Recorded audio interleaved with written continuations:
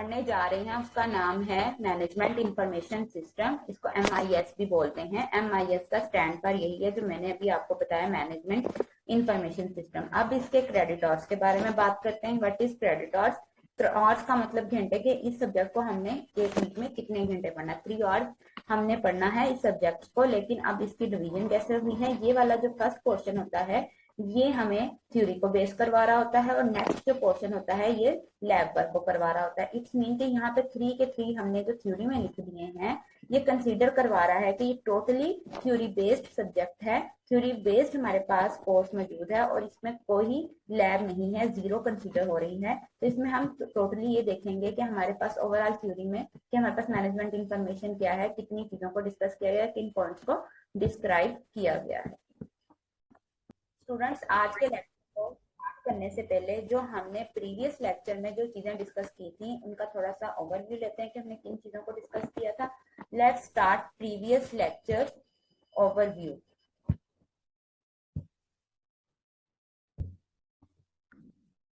Transaction processing system से TSP भी कहते हैं, यानी कि ट्रांजैक्शन सिस्टम प्रोसेसिंग। इसमें क्या आता है? द लिमिटेशंस व न्यूमेरियस। हाँ जी, हमारे लिमिटेशंस के बारे में हमें बता दिया जाता है। The problem connected with entering the program and the data to be processed by the computer. इसका प्रॉब्लम क्या होगा? हम जैसे ही प्रोग्राम में एंटर होते हैं हमारा जो कंप्यूटर होता है वो उसके साथ प्रोसेस करना शुरू कर देता है। Progressing of the data and saving the result. हमारा जितना भी डाटा वो क्या करता है उसको सेव करता है, उसके ऊपर जितना भी तक प्रोग्रेसिंग करता है। प्रोग्रेसिंग करने के बाद, प्रोसेसिंग करने के बाद काम को आगे लेके जाया जाता है। Distributed the result among the engaged involve individuals. हाँ जी, इंडिविजुअल्स यानी कि 1 बाय 1 रखते हुए काम करते हैं। Processing speed, memory capacity, problems with design, construction of software, ये सारे प्रॉब्लम्स होनी चाहिए, स्पीड होनी चाहिए, मेमोरी होनी चाहिए। फिर चीजों को देखकर सॉफ्टवेयर की वर्किंग कराते हैं। Each of the constructed system was separate which sometimes resulted in entering the same data within an organization in a multiple way and frequently in different formats। तो हम लोग क्या करते हैं कि हर जो डाटा कंस्ट्रक्ट किया होता है उसको हम सेपरेट करते हैं पहले, फिर उसका रिजल्ट देखेंगे एक ऑर्गेनाइजेशन में क्या आया, फिर उनके मल्टीपल वेज हैं, हम सबको डिफरेंट फॉर्मेट्स में देखते हुए वर्क करवाएंगे। अदर डिफिकल्टीज कौन कौन सी हमें आ सकती हैं? Were using unreliable input media with the long-term processing and separating the user from processing the data on a computer which he could only prepare। कि वो ऐसा डाटा जिसके ऊपर ये अकेले वर्क कर रहा है वो रिलायबल डाटा होता है। लॉन्ग टर्म चलाने के लिए हमें कंप्यूटर जो होता है वो अकेला ही प्रिपेयर करता है और उसके ऊपर रखते हुए वर्क करवाता है। The system were effective in the case math numerical calculations whose finding were interpreted manually।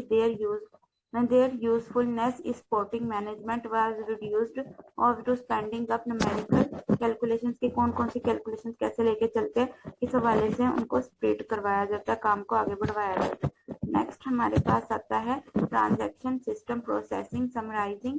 इसमें हमारे पास जो आती है ट्रांजैक्शन प्रोसेसिंग सिस्टम में परफॉर्म करना है, रिकॉर्ड जितनी भी ट्रांजैक्शन गई है ना हमारी डेली की उनको करना है। सेल्स का ऑर्डर क्या आया, कितनी एंट्रीज हमने की, पेरोल क्या आया, शिपिंग क्या आया, ईच एंड एवरीथिंग का हमने रिकॉर्ड रखना होता है। Allow managers to monitor status of operations and relation with external environment. हमारे जितने भी मैनेजर्स हैं उनको हम अलाउ करते हैं कि वो मॉनिटर करें स्टेटस जितना भी ऑपरेशन का और रिलेशन करें एक्सटर्नल एनवायरनमेंट के साथ।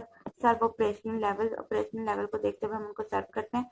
सर्व predefined structured goals and decision making. हम पहले से बने हुए गोल के ऊपर डिसीजन लेते हैं, उनका स्ट्रक्चर बनाते हैं, फिर उनके ऊपर डिसीजन मेकिंग कि हमारा जो गोल है वो सही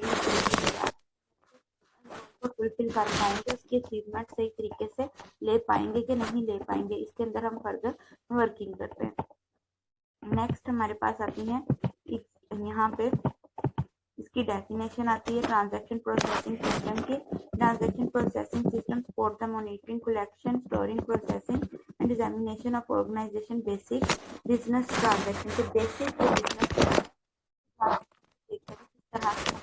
इसके ऊपर काम को लेके चलना है, मॉनिटर करना है, कलेक्ट करना है, स्टोरेज करना है, डाटा को आगे लेके जाना है। बेसिक बिजनेस ट्रांजैक्शन क्या होंगी?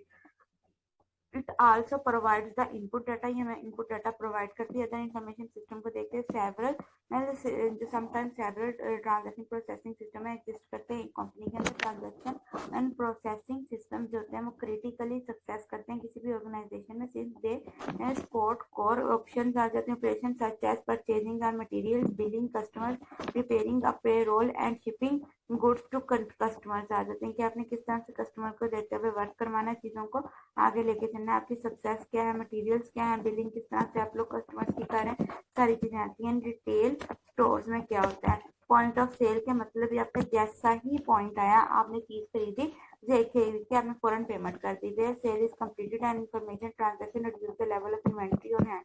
वो यही कह रहा है कि फौरन खरीदो और तरीके की पेमेंट कर दो।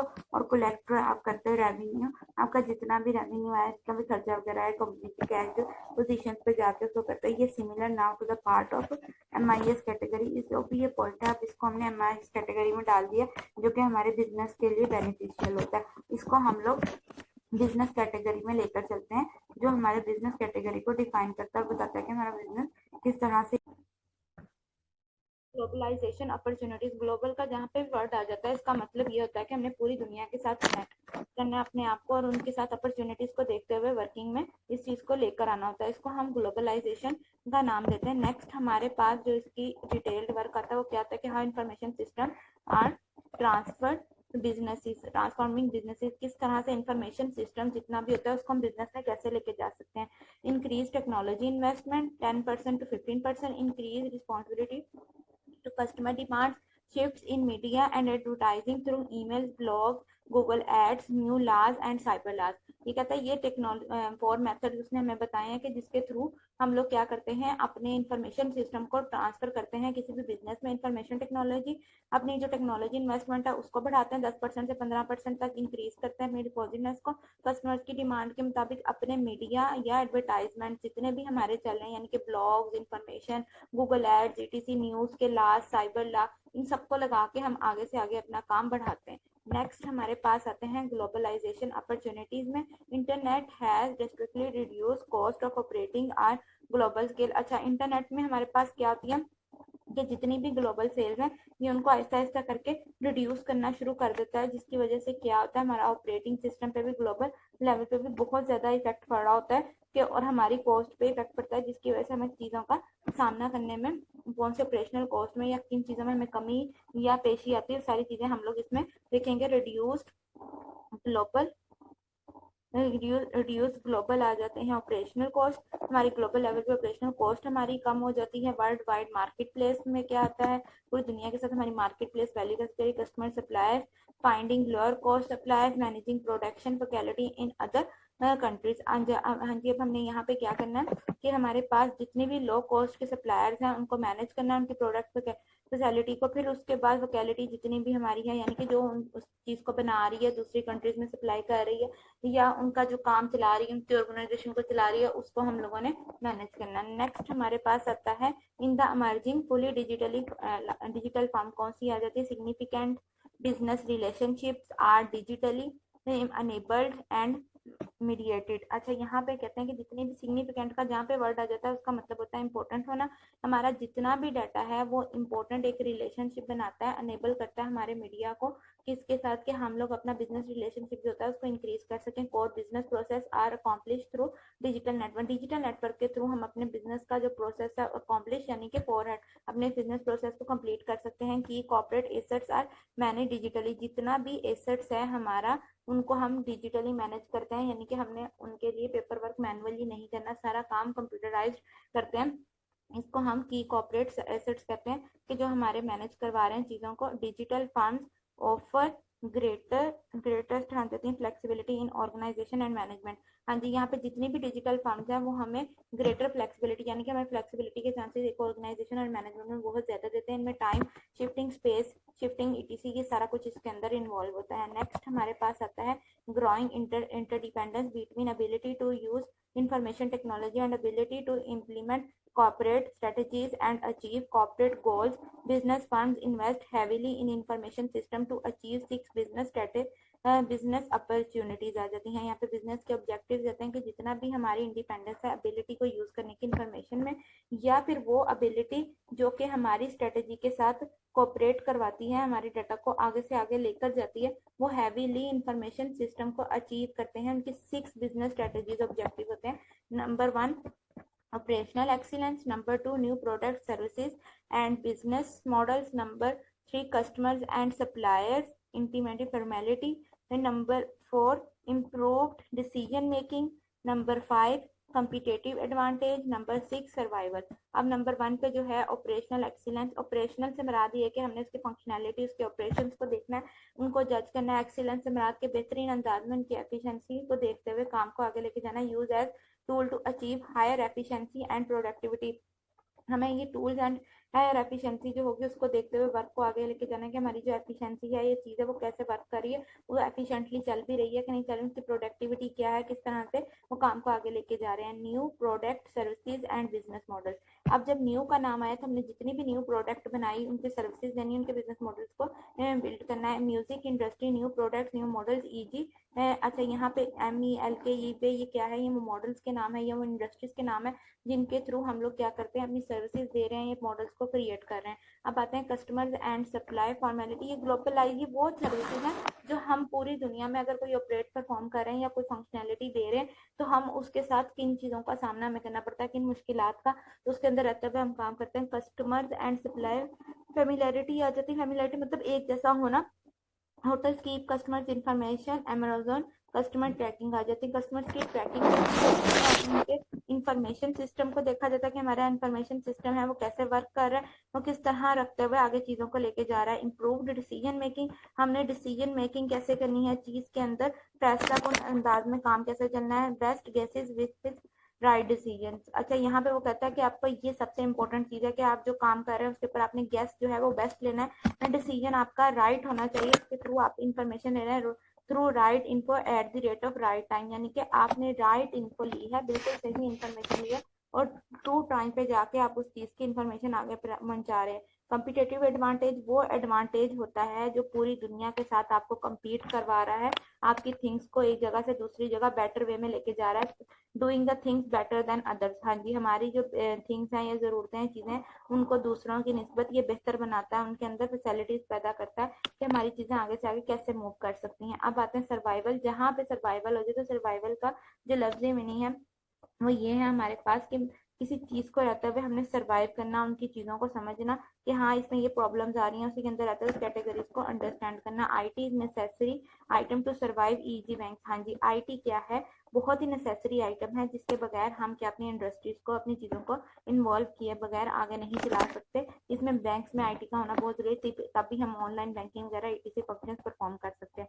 Role of information system in business today, क्या इंफॉर्मेशन सिस्टम में क्या रोल है बिजनेस के today. The interdependence between organisation and information technology, क्या क्या है, business strategy objective, software, hardware, management system, data management and telecommunication information system, business, यानी कि ये वो टूल्स एंड ऑर्गेनाइजेशन है जो एक ऑर्गेनाइजेशन के अंदर रहते हुए आपके किसी सॉफ्टवेयर के साथ डीलिंग कराते हैं, फिर उन सॉफ्टवेयर के साथ आपको काम करते हैं। 3 चीज़ों की जरूरत पड़ती है, यानी कि आपका हार्डवेयर भी होना चाहिए, फ्री आप कर सकते हैं, डाटा मैनेजमेंट का आपको सॉफ्टवेयर चाहिए, फिर टेलीकम्युनिकेशन के इंटरनेट चाहिए।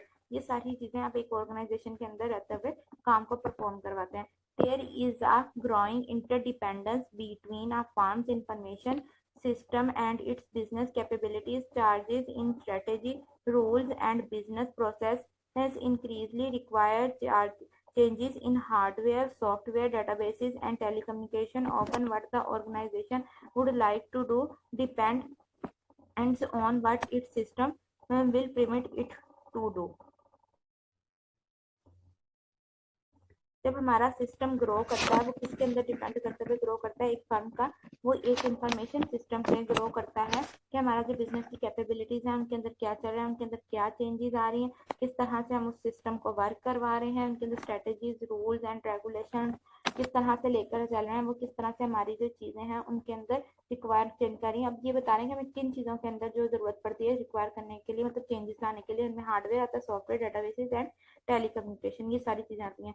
क्या हम ऑर्गेनाइजेशन को लाइक कर सकते हैं कि जो डिपेंड करता है आपके सिस्टम को, किस तरह से आपने उनको पेमेंट करना है, उनकी इजाजत किस तरह से काम को आगे लेके चलना है। And information system contains information about an organization and its surrounding environment.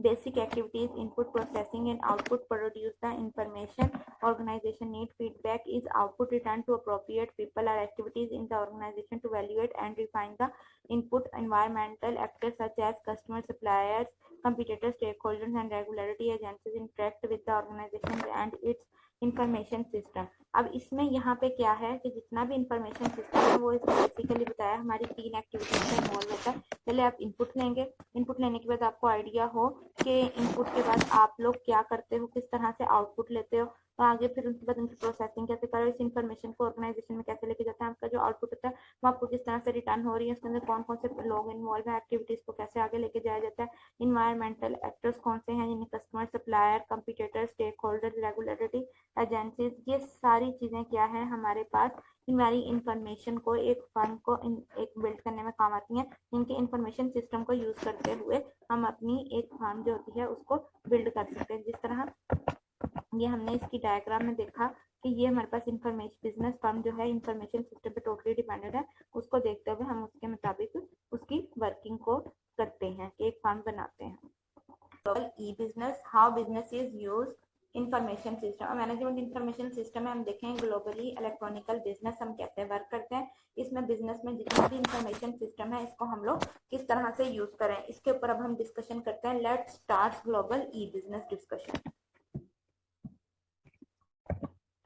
इसमें हमारे पास आता है business process and information system में। पहले बिजनेस प्रोसेस देखते हैं। Work flows of materials, information, knowledge, set of activities, steps में be tied to functional areas or be cross in functional आ जाते हैं। वर्क फ्लो जितना भी जा रहा है वो मटेरियलिस्टिक होना चाहिए, यानी कि एक ही मटेरियल के ऊपर जाना चाहिए, उसकी इन्फॉर्मेशन बननी चाहिए और उसके अंदर नॉलेज वगैरह आना चाहिए। सेट ऑफ एक्टिविटीज आप जितनी परफॉर्म करें उनका स्टेप्स जो देख रहे हैं वन बाय वन सब चीजों को हमें देखना है। May be tied to functional areas or be cross functional, इनको हम लोग एक फंक्शनल एरिया में जोड़ते हैं और उसके बाद क्या करते हैं इनका क्रॉस फंक्शनल के एक फंक्शन का दूसरे फंक्शन के साथ हम लोग जोड़ क्रिएट करते हैं, उसके अंदर देखते हुए फर्दर चीजों को आगे से आगे लेकर जाते हैं। अब आते हैं बिजनेसेस पे। Can be seen as collection of business process, हम बिजनेस प्रोसेसेस की जितनी भी कलेक्शन है क्या हम उनको देख सकते हैं? यस, हम उनको देख सकते हैं। उसके मुताबिक देखते हुए हम कहते हैं कि हमारे पास ये बिजनेस मौजूद है, इसके अंदर इतनी कलेक्शन हुई है, इतना काम हुआ है या इतना हमने इस टाइप का डाटा किया है, इसकी वर्किंग जितनी लेकर हम लोग गए इसको हम लोग देखते हैं। बिजनेस प्रोसेसेस में भी एसेट्स और liabilities. Yes, business process assets और लायबिलिटीज बन सकती हैं।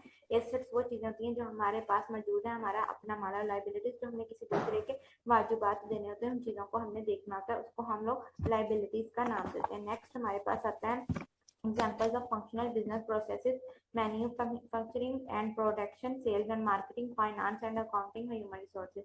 मैन्युफैक्चरिंग में आती है असेंबलिंग करनी, हमने प्रोडक्ट जितनी भी हमारी प्रोडक्ट है उनको असेंबल करके रखना, उनको इकट्ठे मिला के चलाना। आइडेंटिफाइंग कस्टमर्स, हमने सेल्स एंड मार्केटिंग में हमें ये पता हो कि हमने किस कस्टमर को दिया, किस तरह से हम लोग लेके चल रहे हैं। फाइनेंस एंड अकाउंटिंग में ये पता हो कि क्रिएट करनी है फाइनेंशियल स्टेटमेंट, अपनी फाइनेंशियली पोजीशन को देखते हुए चीजों को वर्क करवाना है। ह्यूमन रिसोर्सेज में क्या करते हैं, जहाँ पे भी एचआर का वर्ड आ जाए तो इट्स मीन इसका मतलब होता है अपने एम्प्लॉयज को हायर करना, उनकी सर्विसेज देना, या फिर उनको टाइमली हमें उनकी पेमेंट पे करना, ये सारी चीजें आ जाती हैं। उनके वर्क आवर्स को देखते हुए चीजों को आगे से आगे लेके जाना।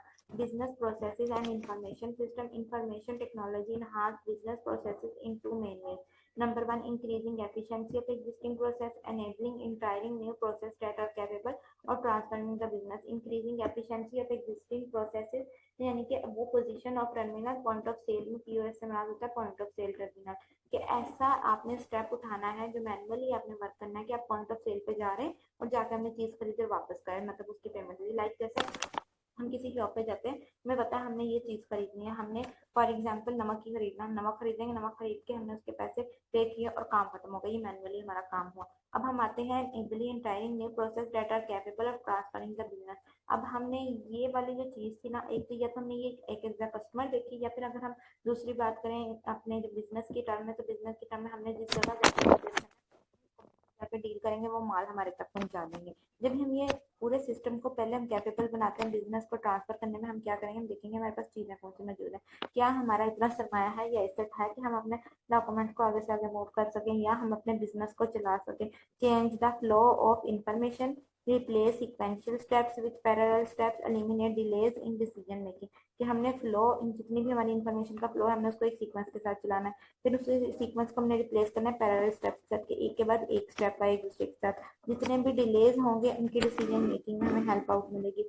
फ्लेक्सिबल ऑर्गेनाइजेशन आ जाती है, इंटरनल मेमोज एंड बीपीओ, जितनी भी इंफॉर्मेशन है उनके बारे में फ्लेक्सिबल, आपने उनके बारे में ज़्यादा ऑर्गेनाइजेशन को बिल्ड करते हुए चीज़ें लेनी, इंटरनल मेमोज बनाने हैं, बीपीओ पर्सनल ऑर्गेनाइजेशन आ जाती है। सारी चीज़ें हम लोग इसमें देखते हैं कि पहले से ही मौजूद हमारे पास सिस्टम होता है, उसको वर्क करवाता है। नेक्स्ट हम लोग ये बात कर रहे थे कि जब हम लोग ग्लोबली किसी सिस्टम को देखते हैं तो हमने देखना है पहले हमारा बिजनेस प्रोसेस क्या है, ठीक है। फिर देख लिया कि बिजनेस में हमने उन कलेक्शन को देखना है, फिर उनके अंदर assets and liabilities, two most important things है जिनको मैंने बड़ा क्लियरली आपको बताया कि एसेट्स वो हमारे पास हमारा माल होता है, हमारा कैपिटल होता है, जो हमारे पास हमारी चीजें मौजूद हैं उन्हें हम एसेट का नाम देते हैं। लाइक हमारा अपना फर्नीचर भी है, वो भी एसेट्स है। लायबिलिटीज आ जाती हैं, वो चीजें आ जाती हैं, तो ये वो चीजें अपनी लाइबिलिटीज में जो हम वाजिबात आते हैं जिनको हम करते हैं। फिर उसके बाद आती हैं एग्जांपल्स में, जब हमने देखा हमने मैन्युफैक्चर भी करना है, सेल भी करना है, फाइनेंस भी इनका देखना है और एचआर भी देखना है। इन सारे प्रोसेसेस को देखते हुए हम अपना एक बिजनेस बिल्ड करते हैं। ये जितने भी प्रोसेस हैं ग्लोबली सब चीजों में आते हैं। अब नेक्स्ट हम देखते हैं कि हमारा जो इन्फॉर्मेशन है या तो मैनुअल हो जाएगा, ऑटोमेटिकली स्टेप से मेरा मैनुअल था, पहले मैनुअल से ऑटोमेटिक स्टेप में हम लेके फिर उसको हम जब बिजनेस में लेकर आए तो हमने देखना है पहली चीजें कौन सी मौजूद है, कौन सी नई चीज डाल के हमने उसको न्यू में इन्वेंट किया है। ये था हमारा ग्लोबल हमारे पास ई बिजनेस सिस्टम। ओवरव्यू ले चुके हुए हैं, अब हम आज जो टॉपिक पढ़ना है उस लेक्चर को स्टार्ट करते हैं। Let's start today's lecture now.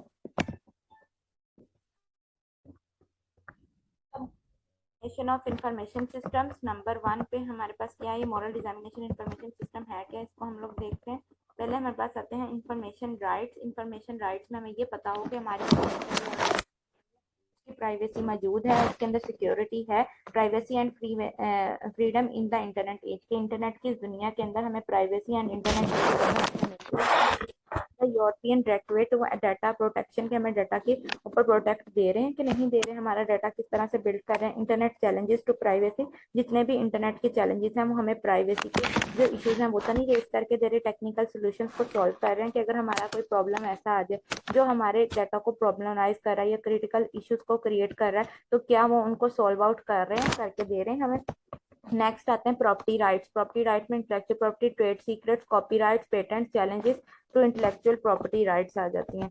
Number अच्छा, यहाँ पे प्रॉपर्टी राइट्स में जब इंटेलेक्चुअल प्रॉपर्टी का जिक्र आता है ना, इसके अंदर जितने भी हमारे टेक्सुअल और इंटेलेक्चुअल प्रॉपर्टी में क्या कहते हैं कि वो प्रॉपर्टी राइट्स जिनको हम लोग, एक तो होते हैं टेंजिबल और एक इंटेंजिबल। इंटेलेक्चुअल प्रॉपर्टी में टेंजिबल वो प्रॉपर्टी होती है जिसको हम लोग देख टच कर सकते हैं और इंटेंजिबल वो होती है जिसको टच नहीं कर सकते, जैसे कि हमारी गुडविल वगैरह हो जाती है जो कि हमारी साख होती है। ट्रेड सीक्रेट्स क्या होते हैं कि हमारा सिस्टम कैसे वर्क कर रहा है, सिस्टम को हम लोग जो है ट्रेडली जितने भी हमने काम किए अपने ट्रांसपोर्टेशन के या अपने सिस्टम को बिल्ड कराने के सीक्रेटली रखते हुए किया। कॉपीराइट उनके ऊपर सही तरह से बिल्ड किया गया, या फिर ये तो नहीं है कि हमने कोई काम किसी का जो कॉपीराइट के रूल्स एंड रेगुलेशन को हमने पढ़ा है। मतलब कॉपीराइट वो होता है कि हमने फॉर एग्जाम्पल किसी का यूट्यूब चैनल है, उसने किसी की वीडियो उठा के लगा ली है तो इसके अंदर हम लोग क्या कर सकते हैं, इसके अंदर हम लोग चीज़ों को बिल्ड करवा सकते हैं। पेटेंट्स क्या होते हैं, पेटेंट्स वो रूल्स एंड रेगुलेशंस होते हैं जो काम को आगे से आगे लेके जाते हैं। पेटेंट हम क्या कहते हैं, पेटेंट हमारे पास कोई भी वो चीज़ आ जाती है कि आप लोग जो हमारे पास लोगो है किसी भी जगह का, किसी इंफॉर्मेशन है तो उसको हम कहते हैं कॉपीराइट। क्या होते हैं कॉपीराइट, वो वाले राइट्स होते हैं कि अगर हमने किसी की चोरी करके कोई चीज़ ले ली है, कोई डॉक्यूमेंट पब्लिश अपने नाम से करवा लिया तो इसे हम कहते हैं कि हमने उसकी कॉपीराइट की है, हमारे ऊपर क्लेम लग जाता है। Challenges to intellectual property right, अब जितने मिसाइल आते हैं हमें उन सबको डील करना आना चाहिए, कितने प्रॉपर्टी राइट्स में मिसाइल आते हैं। The moral dissemination of information system, फिर उसके बाद आती है accountability, liability and control, computer related liability problems, computer के रिलेटेड। अच्छा, लाइबिलिटी में मैंने आपको बताया था इसको वाजिबात कहते हैं कि हमारे कंप्यूटर जितनी भी लाइबिलिटी है या कितने भी वाजिबात है कोई हमारे ऊपर लागू तो नहीं हो रही है, हमने किसी से कोई प्रॉब्लम तो नहीं हमारी हमने लेनी है, किसी को हमने चीज़ें तो नहीं देनी। अकाउंटेबिलिटी क्या होता है, अकाउंट्स को देखते हुए हम कहते हैं कंप्यूटर में रिलेटेड जितनी भी लाइबिलिटी प्रॉब्लम्स हैं उनको डिजाइन करवाता है। सिस्टम क्वालिटी क्या होती है, data quality and systems error, data की क्वालिटी और सिस्टम एरर्स को देखते हुए हम लोग करते हैं कि अगर कोई डाटा में कोई क्वालिटी बेहतर जा रही है, उनके सिस्टम में कोई एरर तो नहीं आ रहा, उनको देखते हुए वर्क करवाते हैं। थे। नेक्स्ट हमारे पास आती है quality of life, equity, access and boundaries. हमें अपने सिस्टम के अंदर रहते हुए उनको एक्सेस भी करना है, उनकी बाउंड्रीज को भी जो के अंदर रखते हुए हमने अपनी क्वालिटी को मैनेज करना है, चीज़ों को देखना है कि हमारी क्वालिटी किस तरह से जा रही है, चीज़ें कैसे बिल्ड कर रही है, हमारा सिस्टम उसके मुताबिक रहते हुए वर्क को देख रहा है। नेक्स्ट हम देखते हैं बैलेंसिंग पावर, यहाँ पे rapidly of change, maintaining boundaries, dependence and vulnerability. Balancing power में सेंटर वर्सेस डिस्ट्रीब्यूटेड, कि आपका सेंटर जो है उसके अंदर उसकी डिस्ट्रीब्यूशन की जाती है, रैपिडली चेंजेस की जाते हैं, ग्लोबली हम रैपिड चेंजेस आते हैं जिनको हम वाइप आउट करते हैं बिजनेस से, एंड यू जॉब क्विकली, कि आपका अपने एक काम जो आप परफॉर्म कर रहे हैं ना आपके बिजनेस के अंदर, आपका काम ये है कि आपकी जॉब ये है कि आपने आपको जो काम दिया गया है, आपने अपने गोल को अचीव करने के लिए अगर कोई चेंजिंग करना चाह रहे हैं तो आपके जो ऑनर है आपको अलाउ कर रहे हैं तो आप फटाफट उस काम को करें स्पीडली, और काम करके आप अपना बेहतर अंदाज में काम कर सकें। मेंटेन बाउंड्रीज आती हैं, डू एनीथिंग एनीवेयर, कि आप कुछ भी कर सकते हैं किसी भी जगह पे, फैमिली, वर्क एंड लाइफ, यानी कि आपके पास कोई भी बाउंड्रीज है, आपने उसके अंदर अपनी बाउंड्रीज को देखना है कि आपका फैमिली वर्क क्या है, टाइम क्या है, आप किस तरह से उसको मैनेज कर रहे हैं। आप 8 9 to 5 अगर एक जगह टाइम दे रहे हैं तो किस तरह अपने फैमिली को भी देख रहे हैं, या अपना घर में तो नहीं लेके जा रहे, अगर लेके जा रहे हैं तो किस टाइम कर रहे हैं, कैसे कर रहे हैं, ये अब आपका एक होती है मेंटेन बाउंड्रीज। अब इसी तरह अगर हम देखें अगर हमारा लास्ट डेट है तो क्या हम लास्ट डेट के मुताबिक अपना टाइम दे रहे हैं इसे। Dependence and vulnerability, what happens if system fail, अगर सिस्टम फेल हो जाए तो ऐसा क्या होगा, तो ऐसा ये होगा कि हमारा सिस्टम जो है वो टोटली डिपेंड कर रहा था हमारे इंफॉर्मेशन सिस्टम पे, जिसकी वजह से क्या होगा, हमारा इंफॉर्मेशन सिस्टम डैमेज होना स्टार्ट हो जाता है। नेक्स्ट आते हैं इनके मॉरल्स, और कौन कौन से हमें आते हैं। Quality of life, quality of life को हम देख चुके हैं कि जिसमें एक्सेस आ जाती है, हमें बाउंड्रीज बताती हैं, यानी कि कंप्यूटर क्राइम एंड अब्यूसेस आ जाती हैं, इनके अंदर आते हुए हमें वर्क करते हैं। Track down technologies and re engineering jobless, कि हमारे पास जितने भी इंजीनियर्स हैं ना वो एम्प्लॉय जो भी होते हैं वो जॉबलेस होना शुरू हो जाते हैं अगर इस तरह के हम लोग फैसिलिटीज पैदा ना करें, बिजनेस के मौके पैदा ना करें। तो अब आते हैं इक्विटी एंड एक्सेस में। Do anyone everywhere have equal opportunity to participate digital age, इस दुनिया डिजिटल एज में, यानी कि हमारे पास जो कंप्यूटर के दौर चल रहा है इसमें हर किसी के पास सोशल क्लास क्लेवरनेस होगी, हमारे पास हर चीज़ हम किसी भी जगह पे इसको एक्सेस कर सकते हैं, काम को आगे से आगे लेके जा सकते हैं, काम को कर सकते हैं। हेल्थ रिस्क क्या होता है, RSI CDS एंड टेक्नोलॉजीज आ जाती हैं। टेक्नो से ट्रस्ट, कि जितना भी हमने ये प्रॉब्लम्स हैं आ रहा है कि हमें कुछ ये हेल्थ प्रॉब्लम्स हैं कि ये भी हमें पेश आ सकती हैं, इसके अंदर हमें इनसे अपने आप को बचाना है, इनसे बचते हुए हमने अपने सिस्टम को बिल्ड करना है। नेक्स्ट ये जो हमने बात की है कि ये हमने जितना भी सिस्टम में काम करना है वो ये चीज़ को सबसे पहले मद्देनजर रखना है कि हमारे पास जितना भी एम्प्लॉय का वर्क है, ये काम है, वो सारा इस हवाले से वर्क हुआ है, हमने उसकी क्वालिटी को देखा है, या हमें कोई हेल्थ रिस्क तो नहीं आगे, हमने उन प्रॉब्लम्स को तो नहीं देख लिया, ये तो नहीं कह लिया कि हमने हर जगह काम करते हुए या हमने जरूरत से ज्यादा काम कर लिया तो हमारे लिए हेल्थ रिस्क प्रॉब्लम्स वगैरह रेज हो गई हैं, ऐसा तो नहीं हुआ। उन चीजों को हम लोगों ने देखा। हम इस लेक्चर को एंड करने से पहले जो हमने आज लेक्चर में पढ़ा है उस लेक्चर का थोड़ा सा ओवरव्यू ले लेते हैं कि हमने आज के लेक्चर में क्या चीजें पढ़ी थी, किन चीजों को डिस्कस किया था। कि let's start today lectures overview.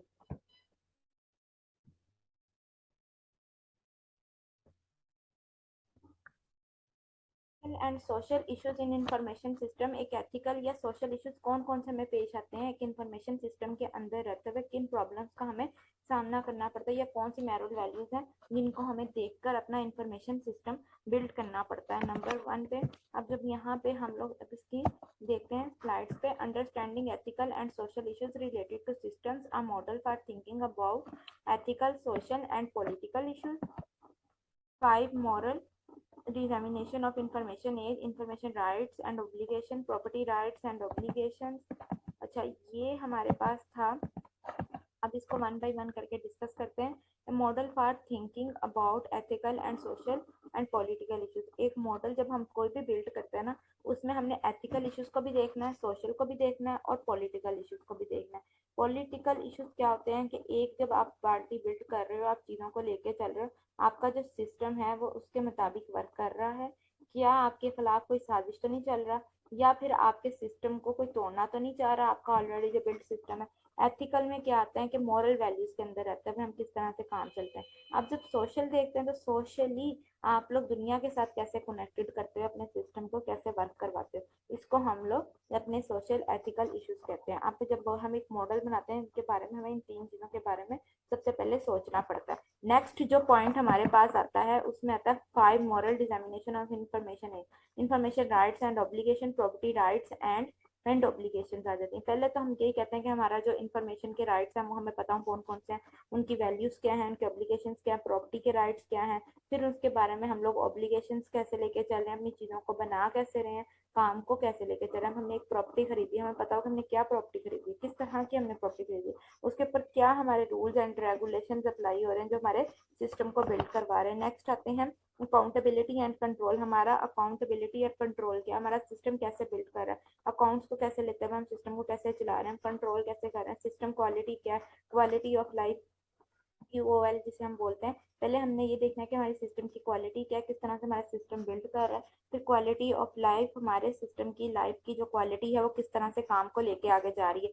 की technologies trend that raise ethical issues, जितने भी हमारी टेक्नोलॉजीज के ट्रेंड्स हैं वो हमें एथिकल इश्यूज पे लेके आते हैं, हमारे इश्यूज को रेज करवाते हैं, हमारे सिस्टम्स को देखने में हमारी हेल्प आउट करते हैं, चीजों को बिल्ड करने में काम को आगे लेके जाते हैं। नेक्स्ट आता है यहाँ पे information rights and obligation, property rights and obligation, accountability and control, system quality, quality of life, political issues, social issues, ethical issues, information technology and system, individual, society and political. अब यहाँ पे सबसे पहले हमारे पास इंफॉर्मेशन टेक्नोलॉजी एंड सिस्टम को हम देखते हैं, उसके अंदर कौन कौन से आ रहे हैं। मैंने अभी आपको कहा था जब भी हम कोई काम बिल्ड करते हैं इंफॉर्मेशन सिक्योरिटी के ऊपर या मॉडल हम बनाते हैं सिस्टम का, तो हमें तीन चीजों को बेसिक देखना पड़ता है, पॉलिटिकल, सोशल एंड एथिकल। इन तीन सिस्टम्स को देखते हुए हम आगे वर्क करवाते हैं। पहले तो हमारे पास आता है कि इन्फॉर्मेशन के राइट्स क्या है, उनके ऑब्लिगेशंस क्या है, क्या वैल्यूज हैं, किस तरह हम रहते हुए वर्क करते हैं। फिर प्रॉपर्टी के राइट्स क्या है, उनके अंदर ऑब्लिगेशंस क्या लगे, क्या रूल्स एंड रेगुलेशंस लगे। फिर सिस्टम की क्वालिटी कैसे वर्क कर रही है, उनके अकाउंटेबिलिटी एंड कंट्रोल क्या है, क्या हमने उस वाले से वर्क किया है, उनके क्वालिटी ऑफ लाइफ है। ये देखिए ना, वन बाय वन करके पूरा सर्कल चलता है। पहले आप एथिकल इश्यूज को देखते हैं तो साथ ही आप देखते हो कि इंडिविजुअली तो नहीं आ रहे कि एक एक पर्सन पे काम करें। जब हम सोशल इश्यूज को देखते हैं तो फिर हम देखते हैं पूरी सोसाइटी को बिल्ड करवा रहे हैं, चीजों को कैसे लेके चल रहे हैं। फिर जब हम पॉलिटिकल इश्यूज को देखते हैं तो उसमें पॉलिटिकी यानी कि पॉलिटिशियंस इन्वॉल्व हो जाते हैं। अब जब हम इस काम की बात करते हैं तो इन्फॉर्मेशन राइट्स एंड ऑब्लिगेशंस, यानी कि जब इन्फॉर्मेशन के बारे में हमें पूरी इन्फॉर्मेशन होनी चाहिए, उनके राइट्स एंड ऑब्लिगेशंस। हमने 5 टर्म्स का जिक्र किया था ना, तो ये 5 टर्म्स ये नंबर 1 ये है, नंबर 2 ये, नंबर 3, नंबर 4, नंबर 5। नंबर 1 पे आता है information rights and obligation, number 2 पे property rights and obligation, number 3 पे सिस्टम क्वालिटी, नंबर 4 पे क्वालिटी ऑफ लाइफ, नंबर 4 पे नंबर 5 पे आता है accountability and control. Information rights and obligation की बात करें तो ये वो राइट्स एंड ऑब्लिगेशन हैं जो रूल्स एंड सिस्टम्स के ऊपर लग रहे हैं और हमारे सिस्टम को बिल्ड कराने में हमारी हेल्प करें। प्रॉपर्टी राइट्स यानी कि पूरे सिस्टम के अंदर अपनी प्रॉपर्टी कैसे बन रही है, काम को कैसे लेकर जाया जा रहा है, उनके ऊपर रूल्स एंड रेगुलेशंस क्या चल रहे हैं। सिस्टम की क्वालिटी क्या है, क्या सिस्टम कैसे बिल्ड कर रहा है, चीजों को कैसे लेके चल रहा है, इसको हम कहते हैं। अब अकाउंटेबिलिटी एंड कंट्रोल की बात करें तो अकाउंटेबिलिटी कैसे बन रही है, काम को कैसे बिल्ड किया जा रहा है। एक हमारे पास सिस्टम है, उसमें अकाउंट्स का काम भी आता है, उसके अंदर बजट का काम सिस्टम देखा जाता है, उसकी क्वालिटी क्या है, उस पूरे सिस्टम की लाइफ क्या चल रही है, किस हवाले से। अब जब हमने एक सिस्टम की क्वालिटी बिल्ड की तो हमें इतना पता होना चाहिए कि उसकी क्वालिटी ऑफ लाइफ भी है, यानी कि इसकी लाइफ क्वालिटी कितनी अरसे तक बिल्ड रहेगी, कितना अरसे तक ये हमें गारंटेड काम चलाएगा। अब अकाउंटेबिलिटी में हमने बजट देखना, उसी बजट के अंदर रहता है, हमने उस चीज को कंट्रोल करना होता है, इसको हम अकाउंटेबिलिटी एंड कंट्रोल का नाम देते हैं। ये सारे सिस्टम से जिनको हमने रखा। अब ये जितना भी कहा था कि हमने की technology trends that trace ethical issues, अच्छा यहाँ पे जितने भी की टेक्नोलॉजीज हैं जिनका इधर जिक्र आया कि ये हमारे पास एथिकल इश्यूज जो होते हैं ना, तो हमारे मॉरल वैल्यूज पे जो प्रॉब्लम्स होती हैं वो क्रिएट कर सकती हैं। नहीं, इसको दूर करने का यही इशू होता है कि हमने इसको कंसीडर करना है कि जितनी भी हमारे पास इंफॉर्मेशन हो वो राइट हो, हमारे प्रॉपर्टी राइट्स लीगल हो, उनका रूल्स एंड रेगुलेशन अप्लाई किया, सिस्टम की क्वालिटी हो, क्वालिटी ऑफ लाइफ हो कि आपकी क्वालिटी किस तरह से चल रही है, अकाउंटेबिलिटी एंड कंट्रोल हो कि हमारा बजट विद इन टाइम हो रहा है, एंड कंट्रोल के मतलब जो हमने टाइम सोचा है उस टाइम के हवाले से हम वर्क कर रहे हैं। इसको हम लोग इस तरह से लेके चलते हैं।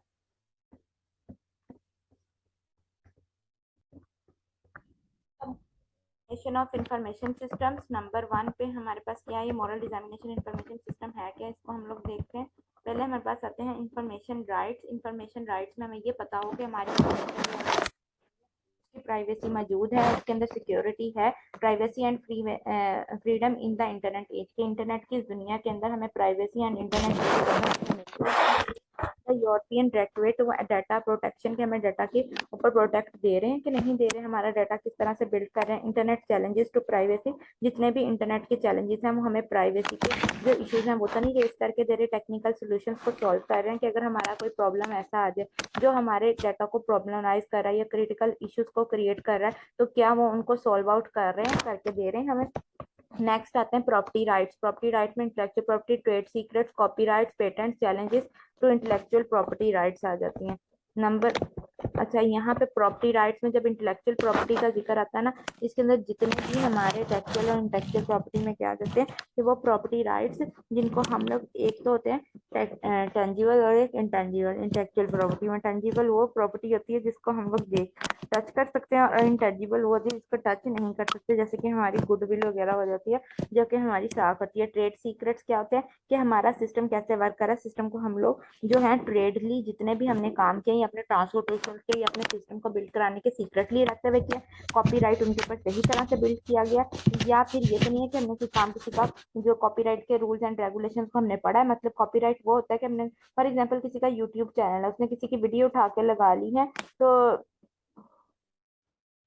इसके अंदर हम लोग क्या कर सकते हैं, इसके अंदर हम लोग चीज़ों को बिल्ड करवा सकते हैं। पेटेंट्स क्या होते हैं, पेटेंट्स वो रूल्स एंड रेगुलेशंस होते हैं जो काम को आगे से आगे लेके जाते हैं। पेटेंट हम क्या कहते हैं, पेटेंट हमारे पास कोई भी वो चीज़ आ जाती है कि आप लोग जो हमारे पास लोगो है किसी भी जगह का, किसी इंफॉर्मेशन है, तो उसको हम कहते हैं कॉपीराइट। क्या होते हैं कॉपीराइट, वो वाले राइट्स होते हैं कि अगर हमने किसी की चोरी करके कोई चीज़ ले ली है, कोई डॉक्यूमेंट पब्लिश अपने नाम से करवा लिया, तो इसे हम कहते हैं कि हमने उसकी कॉपीराइट की है, हमारे ऊपर क्लेम लग जाता है। Challenges to intellectual property right, अब जितने मिसाइल आते हैं हमें उन सबको डील करना आना चाहिए, कितने प्रॉपर्टी राइट्स में मिसाइल आते हैं। The moral examination of information system, फिर उसके बाद आती है accountability, liability and control, computer related liability problems, computer के रिलेटेड। अच्छा, लाइबिलिटी में मैंने आपको बताया था इसको वाजिबात कहते हैं कि हमारे कंप्यूटर जितनी भी लाइबिलिटी है या कितने भी वाजिबात है कोई हमारे ऊपर लागू तो नहीं हो रही है, हमने किसी से कोई प्रॉब्लम तो नहीं हमारी हमने लेनी है, किसी को हमने चीज़ें तो नहीं देनी। अकाउंटेबिलिटी क्या होता है, अकाउंट्स को देखते हुए हम करते हैं कंप्यूटर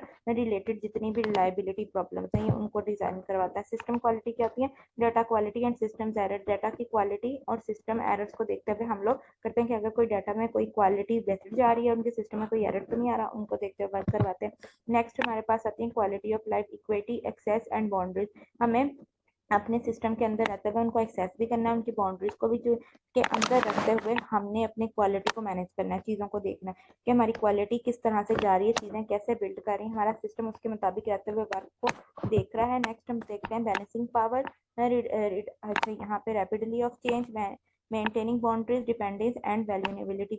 बैलेंसिंग पावर में सेंटर वर्सेस डिस्ट्रीब्यूटेड, कि आपका सेंटर जो है उसके अंदर उसकी डिस्ट्रीब्यूशन की जाती है, रैपिडली चेंजेस की जाती हैं, ग्लोबली हम रैपिड चेंजेस आते हैं जिनको हम वाइप आउट करते हैं बिजनेस से, एंड यू जॉब क्विकली, कि आपका अपने एक काम जो आप परफॉर्म कर रहे हैं ना आपके बिजनेस के अंदर, आपका काम ये है कि आपकी जॉब ये है कि आपने आपको जो काम दिया गया है आपने अपने गोल को अचीव करने के लिए अगर कोई चेंजिंग करना चाह रहे हैं तो आपके जो ऑनर है आपको अलाउ करें तो आप फटाफट उस काम को करें स्पीडली, और काम करके आप अपना बेहतर अंदाज में काम कर सकें। मेंटेन बाउंड्रीज कहती हैं डू एनीथिंग एनीवेयर, कि आप कुछ भी कर सकते हैं किसी भी जगह पे, फैमिली, वर्क एंड लेजर, यानी कि आपके पास कोई भी बाउंड्रीज है, आपने उसके अंदर अपनी बाउंड्रीज को देखना है कि आपका फैमिली वर्क क्या है, टाइम क्या है, आप किस तरह से उसको मैनेज कर रहे हैं। आप 8 9 to 5 अगर एक जगह टाइम दे रहे हैं तो किस तरह अपने फैमिली को भी देख रहे हैं, या अपना घर काम घर में तो नहीं लेके जा रहे, लेके जा रहे हैं तो किस टाइम कर रहे हैं, कैसे कर रहे हैं, ये अब आपका एक होती है मेंटेन बाउंड्रीज। अब इसी तरह अगर हम देखें अगर हमारा लास्ट डेज है तो क्या हम लास्ट डेज के मुताबिक अपना टाइम दे रहे हैं इसे। Dependence and vulnerability, what happens if system fail, अगर सिस्टम फेल हो जाए तो ऐसा क्या होगा, तो ऐसा ये होगा कि हमारा सिस्टम जो है वो टोटली डिपेंड कर रहा था हमारे इंफॉर्मेशन सिस्टम पे, जिसकी वजह से क्या होगा हमारा इंफॉर्मेशन सिस्टम डैमेज होना स्टार्ट हो जाता है। नेक्स्ट आते हैं इनके मॉरल्स, और कौन कौन से हमें आते हैं, quality of life. Quality of life को हम देख चुके हैं कि जिसमें एक्सेस आ जाती है, हमें बाउंड्रीज बताती हैं, यानी कि कंप्यूटर क्राइम एंड अब्यूसेस आ जाती हैं, इनके अंदर आते हुए वर्क करते हैं track down technologies and re engineering jobless, कि हमारे पास जितने भी इंजीनियर्स हैं ना वो एम्प्लॉय जो भी होते हैं वो जॉबलेस होना शुरू हो जाते हैं अगर इस तरह के हम लोग फैसिलिटीज पैदा ना करें या बिजनेस के मौके पैदा ना करें। तो अब आते हैं इक्विटी एंड एक्सेस में, do anyone everywhere have equal opportunity to participate digital age. इस दुनिया डिजिटल एज में, यानी कि हमारे पास जो कंप्यूटर के दौर चल रहा है, इसमें हर किसी के पास सोशल क्लास क्लेवरनेस होगी, जो हम देखते हैं कि हमारे पास हर चीज़ है, हम किसी भी जगह पे इसको एक्सेस कर सकते हैं, काम को आगे से आगे लेके जा सकते हैं, काम को कर सकते हैं। हेल्थ रिस्क क्या होता है, RSI CDS एंड टेक्नोलॉजीज आ जाती हैं, टेक्नो स्ट्रेस, कि जितना भी हमने ये प्रॉब्लम्स हैं, RSI में कुछ ये हेल्थ प्रॉब्लम्स हैं कि ये भी हमें पेश आ सकती हैं, इसके अंदर हमें इनसे अपने आप को बचाना है, इनसे बचते हुए हमने अपने सिस्टम को बिल्ड करना है। नेक्स्ट ये जो हमने बात की है कि ये हमने जितना भी सिस्टम में काम करना है, वो ये चीज़ को सबसे पहले मद्देनजर रखना है कि हमारे पास जितना भी एम्प्लॉय का वर्क है, ये काम है, वो सारा इस हवाले से वर्क हुआ है, हमने उसकी क्वालिटी को देखा है, या हमें कोई हेल्थ रिस्क तो नहीं आगे, हमने उन प्रॉब्लम्स को तो नहीं देख लिया, ये तो नहीं कह लिया कि हमने हर जगह काम करते हुए या हमने जरूरत से ज्यादा काम कर लिया तो हमारे लिए हेल्थ रिस्क प्रॉब्लम्स वगैरह रेज हो गई हैं, ऐसा तो नहीं हुआ। उन चीजों को हम लोगों ने देखा। आज के लेक्चर में भी पॉइंट्स हैं, उन सबको हमने डिस्कस कर लिया है, उन सबको हम क्लियरली अंडरस्टैंड कर चुके हैं, उनका ओवरव्यू देख चुके हैं, प्रीवियस का ओवरव्यू देख चुके हैं, अच्छी तरह हर पॉइंट को डिस्कस कर चुके हैं, उनको हमने डिस्क्राइब कर लिया, एलेबोरेट कर लिया है। Now this is end of the lecture. Allah Hafiz.